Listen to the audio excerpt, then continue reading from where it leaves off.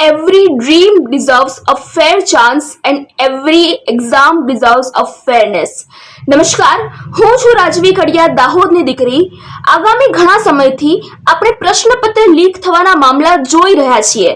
ત્યારે આ પ્રશ્નપત્ર માત્ર કોઈ કાગળનો ટુકડો નથી હોતો, પરંતુ તેના પાછળ કેટલીય માતાની પ્રાર્થના હશે, તો કેટલાય પિતાના મહેનતનો પરસેવો અને લાખો વિદ્યાર્થીઓના વર્ષોની મહેનતની એ સ્યાહી જે આ એક પ્રશ્નપત્ર લીક થવાથી તેઓના વિશ્વાસ પર આઘાત કરી છે. Talent should decide your future, not paper leaks.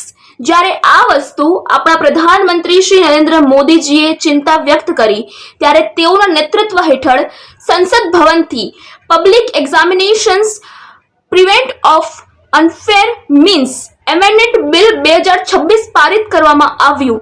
ત્યારે આ કાયદાનો હેતુ માત્ર પરીક્ષામાં ગેરરીતિ કરનાર અથવા પ્રશ્નપત્ર લીક કરનારાઓને સજા આપવાનો જ નથી, પરંતુ એ દરેક વિદ્યાર્થીઓને ન્યાય આપવાનો છે કે જેઓ વર્ષોથી પોતાની મહેનત કરતા આવ્યા છે.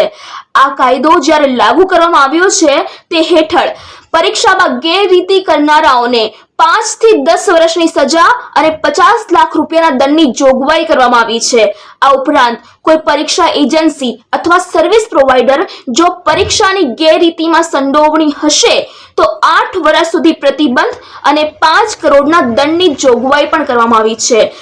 અને સામૂહિક રીતે કોઈ પણ પરીક્ષા માફિયાઓ દ્વારા પરીક્ષાનો પ્રશ્નપત્ર લીક કરવામાં આવ્યું તો તેઓને 10 કરોડના દંડની જોગવાઈ અને 7 થી 10 વર્ષની જેલની સજા પણ કરવામાં આવી છે. અને કહેવામાં આવે છે કે જો કોઈ કાયદો છે તો વર્ષો સુધી તે અદાલતોની ફાઇલોમાં બંધ રહેશે, પરંતુ આ કેસમાં speed fast track court, speed task force અને માત્ર 2 મહિનામાં વ્યવસ્થા કરવામાં આવી છે કે કોઈ પણ ગેરરીતિમાં તપાસ હાથે ધરવામાં આવે.